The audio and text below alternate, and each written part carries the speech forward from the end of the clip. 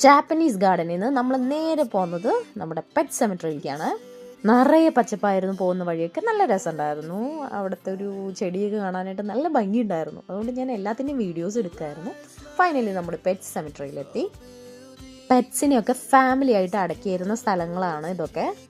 നമ്മുടെ ക്രിസ്ത്യൻസിൻ്റെയൊക്കെ സെമിട്രി പോലല്ലേ, അതുപോലെ തന്നെയായിരുന്നു ഇവർ പെറ്റ്സിൻ്റെയും സെമിട്രി അറേഞ്ച് ചെയ്തേക്കുന്നത്. ഈ രാജ്യക്കാർ എത്രത്തോളം പെറ്റ്സിനെ കെയർ ചെയ്യുന്നുണ്ടെന്ന് ഇത് കണ്ടാൽ നമുക്ക് മനസ്സിലാക്കാം. ഇവിടെയാണെങ്കിൽ ഭയങ്കര ചർച്ച നടക്കുകയാണ്. ഇത് യൂക്കാലിമരമാണെന്നാണ് ഇവരൊരു കൺക്ലൂഷനിൽ എത്തുന്നത്. നിങ്ങൾക്ക് എന്ത് തോന്നുന്നു? അതിൻ്റെ അടുത്ത് നിന്നപ്പോൾ സ്മെല്ല് ഏകദേശം സിമിലർ ആയിട്ട് തോന്നി.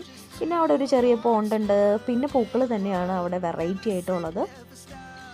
കളർ അങ്ങോട്ടും ഇങ്ങോട്ടും മാറിയിട്ടുണ്ടെങ്കിലും എനിക്ക് ക്രിസ്മസ് ഹാറ്റ് പോലെ തോന്നി. നിങ്ങൾക്കും തോന്നിയോ? എനിക്ക് കമൻറ്റ് ചെയ്യണേ.